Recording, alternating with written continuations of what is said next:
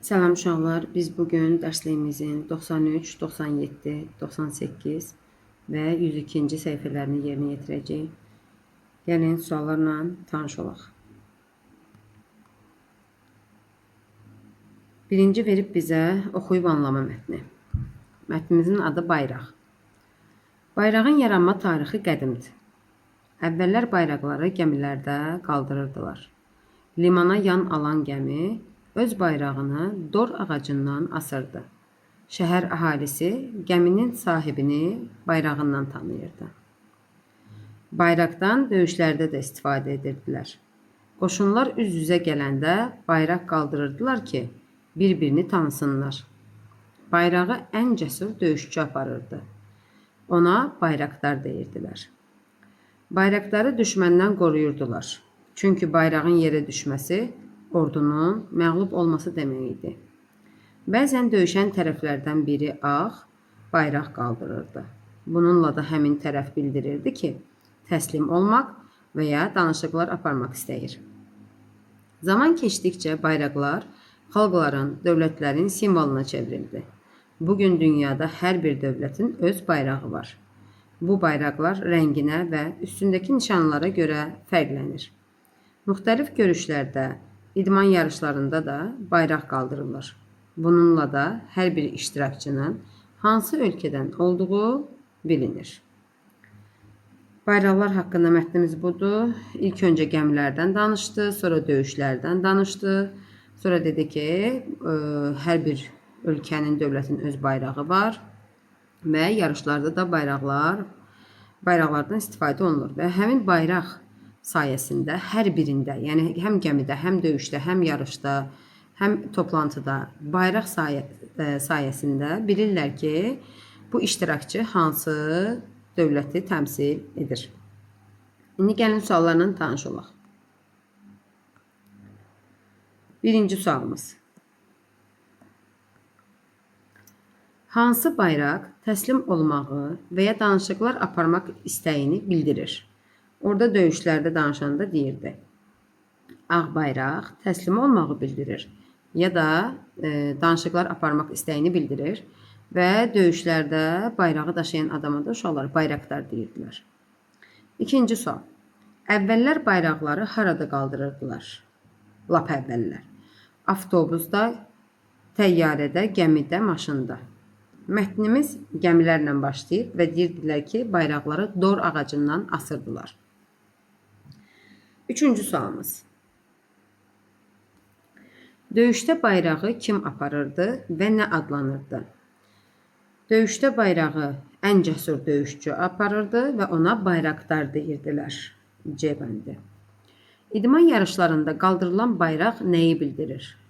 Məğlub olmağı, qalib olmağı, hansı ölkədən olmağı, təslim olmağı.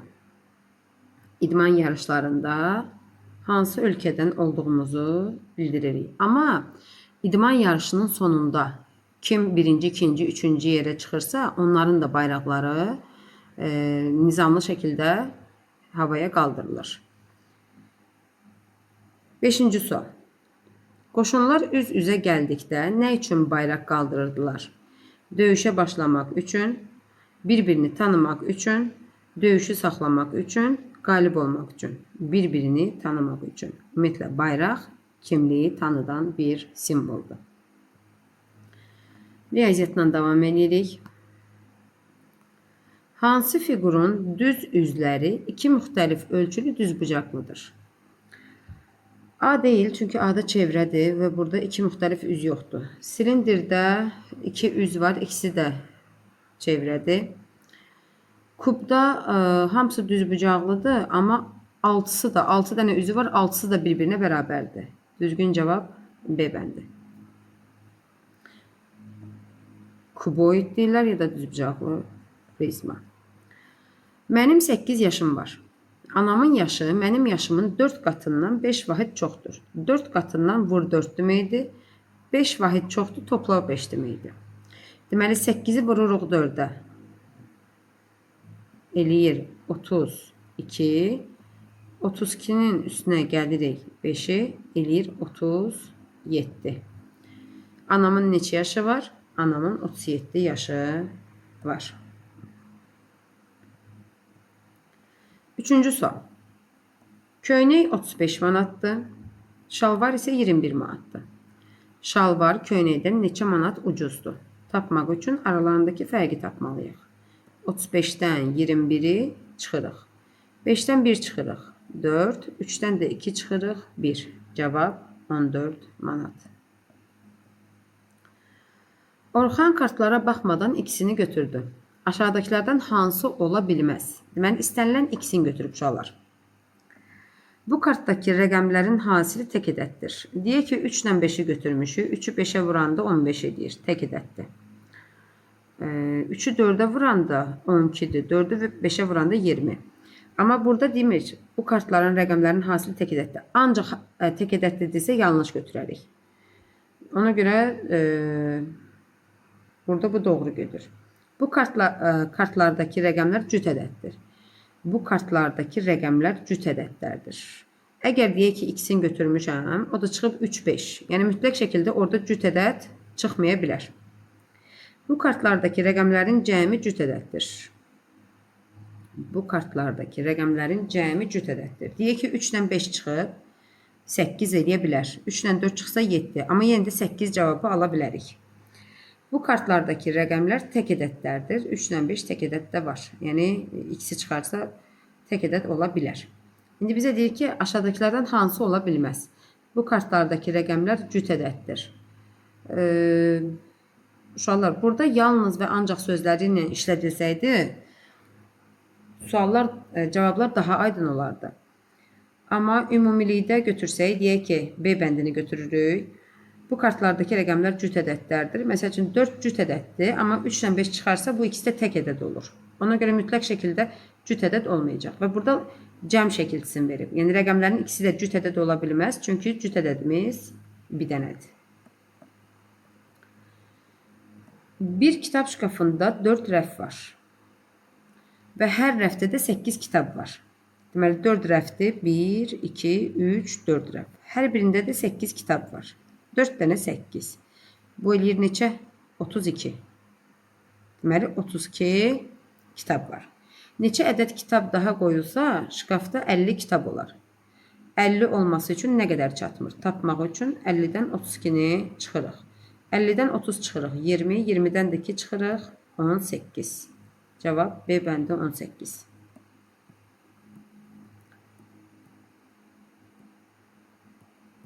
Altıncı sual.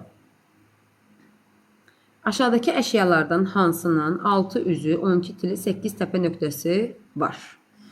Aşağıdakı əşyalardan hansı 6 üzü, 12 tili, 8 təpə nöqtəsi olan həndəsi fiqur formasındadır?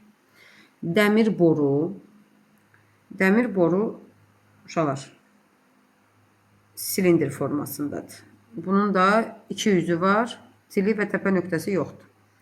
Kibrit qutusu kuboid formasındadır. Və bunun 6 üzü, 12 tili, 8 təpə nöqtəsi var. Kosanın papağı.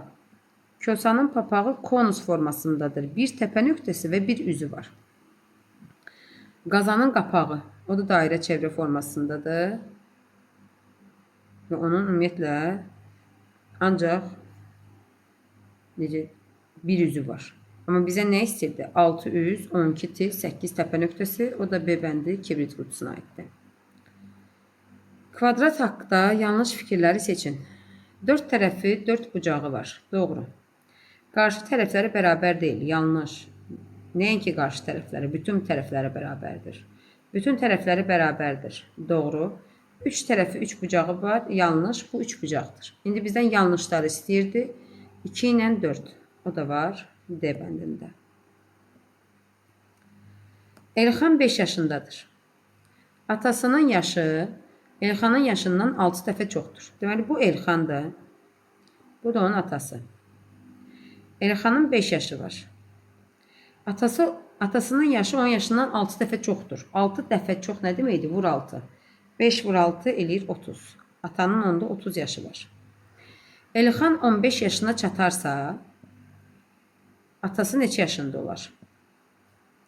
Elxanın 5 yaşı var və 15 yaşına çatarsa neçə il keçir? 10 il keçir. Və biz demişik ki, zaman hamı üçün eyni irəliləyir.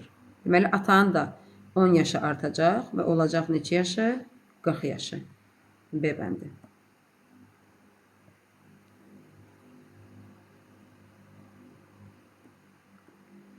9-cu sual. Aşağıdakilerden hansı 74'ten 4 attım 10'un geriye sayarıqsa? 4 attım 10'un geriye saymakla hesablanabilir. Deməli 4 attım 10'u geriye saysam, hər dəfəsində 10 çıxsam, mən neçə dənə 10 çıxmış oluram? 4 dənə 10. O da eləyir 40. Deməli mən nəticədə 40 çıxmış oluram. 74-dən 40-ı çıxırıq. O da var B bəndində. Hansı? Deməli, həndəsi fiqurlar haqqında olan fikirlərdən biri yanlışdır. Həndəsi fiqurlar. Kub kvadrat formalıdır. 6 üzü var. Doğru. Düzbucaqlı prizmanın 6 üzü var. Konus dairə formalı bir üzü var. Dairə formalıdır. Oturacağı yəni dairə formalıdır. Bir üzü var. Bəli. Silindir dairə formalıdır. 3 üzü var. Bax, burada yanlışdır. Silindirin cəmsi 2 üzü var. Yəni 2 oturacağı var. Yanlış fikir D bəndindədir. Məsələlərlə davam edirik.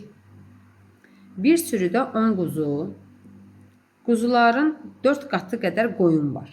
Quzuların 4 qatı nə deməkdir? Vur 4. 10 vur 4 eləyir 40. Deməli, qoyunun içdən oldu 40. Sürüdə cəmi neçə heyvan var? 10 quzu ilə 40 qoyunu toplayırıq.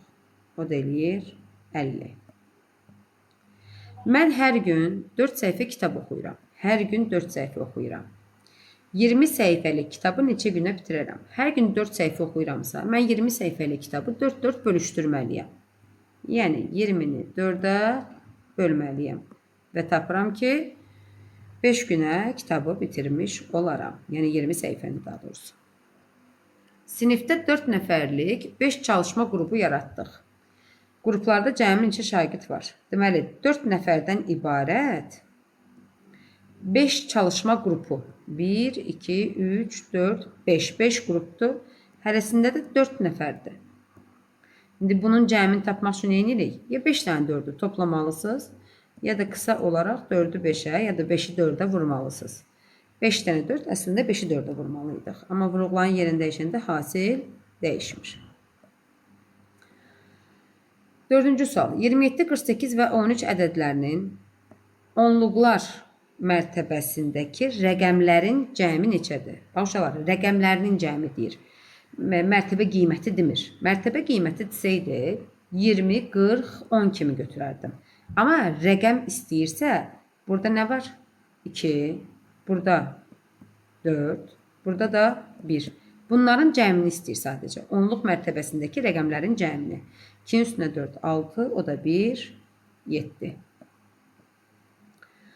Avtobusdakı 40 sərnişinin 12'si qadın. 12'si qadın. 15'i kişi. Yerdə qalan da uşaqdır. Avtobusda neçə nəfər uşaq var? Uşaq sərnişin var. Yerdə qalanı tapmaq üçün nə edirik? Əvvəlcə əlimizdəkiləri toplayırıq. 12'nin üstünə 15 gəlirik. Eləyir 27. Sonra ümumi saydan 27'ni çıxırıq. 40'dan 20, 20, 20'dən də 7 eləyir 13. Cavab 13. 10 qələm 2 nəfərə bərabər şəkildə paylandı. Hər birinə neçə qələm düşdü? Deməli, 10 qələm var və onu 2 nəfərə bərabər şəkildə payladıq. Yəni bölüşdürdük. Hər adama neçə dənə düşdü tapmaq üçün onu bölürük 2'yə. O da eləyir 5. Deməli, hər birinə 5 qələm düşdü. Camal toplarını 4-4-6 qrupa ayırdıqda 2 topu qalır. Camalın neçə topu var? Deməli, 4-4 ayırıb və 6 dənə qrup. 1, 2, 3, 4, 5, 6 qrup və hər qrupda 4 top. İndi burada ümumi neçə top eləyir? 6 dənə 4. 24. 24 topu qruplaşdırdıqdan sonra 2 topu da hələ qıraqda qalır. Onda 24 ilə 2-ni toplayırıq. Eləyir neçə? 26. Deməli, Camalın 26 topu var. Həftədə 5 gün idman edən Murad 4 həftədə neçə gün idman edər?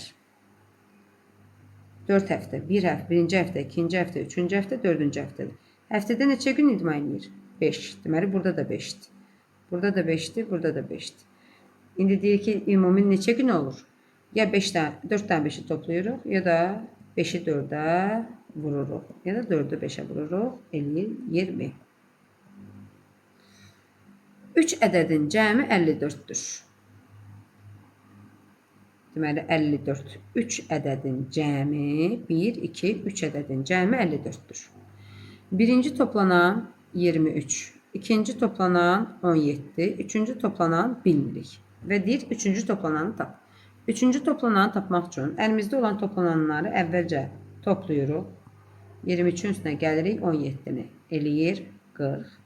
Sonra ümumi cəmdən digər toplananların cəmini çıxırıq. O da eləyir 14. Cavab 14. Meyvə satan 25 kiloqram alma, 18 kiloqram armud, 13 kiloqram banan satıb. Meyvə satan neçə kiloqram meyvə satıb? Ümumi hamısının cəmini istəyirsə, bunları toplayırıq. 25-in üstünə gəlirik 18-i, onun da üstünə gəlirik 13-ü. Əvvəlcə birinci ilə ikincini toplayaq. 5-in üstünə 8, 13, 1 yadda, 2-in üstünə 1, 3, 1 də yadda 4. İndi 43-dən də 13-ü toplayaq. 3-lə 3, 6, 4-lə 1, 5. Deməli, meyvə satan 56 kiloqram meyvə satmışdır. İndi bu cavabları nə edirik? Aşağıda müəyyənləşdiririk. Deməli, birinci məsələdə cavab 50 var. 5, 20, 7, 13, yenə 5, 26, 20, 14 və sonuncu 56. Bax, görürsünüz, bütün hamısını yerinə yetirdik. Deməli, bütün cavablar doğrudur. İndi bu səhifəyə keçməmişdən öncə özünüz də istəyirsiniz əvvəlcə tapın. Çünki mən öncədən artıq sizin üçün rəngləmişəm ki, rahat olsun izahı. Özünüz ilk öncə bu sözləri cədvəldə tapın. Hərəsini bir rəngdə rəngləyin. Sonra da mənimlə bərabər yoxlayın. Deməli, burada 7 heyvan var. Zebr, siçan, dovşan, bəbir, ayı, fil, it. Zebr sözünü soldan sağa doğru tapmışıq. Siçan sözünü sağdan sola doğru. Dovşan aşağıdan yuxarıya doğru. Bəbir soldan sağa doğru. Ayı yuxarıdan aşağıya doğru. Fil soldan sağa doğru. İt yuxarıdan aşağıya doğru bu qaydada tapılır. Bugünkü dərsimiz bu qədər. Ümid edirəm ki, tapşırıqları hamı başa düşdü.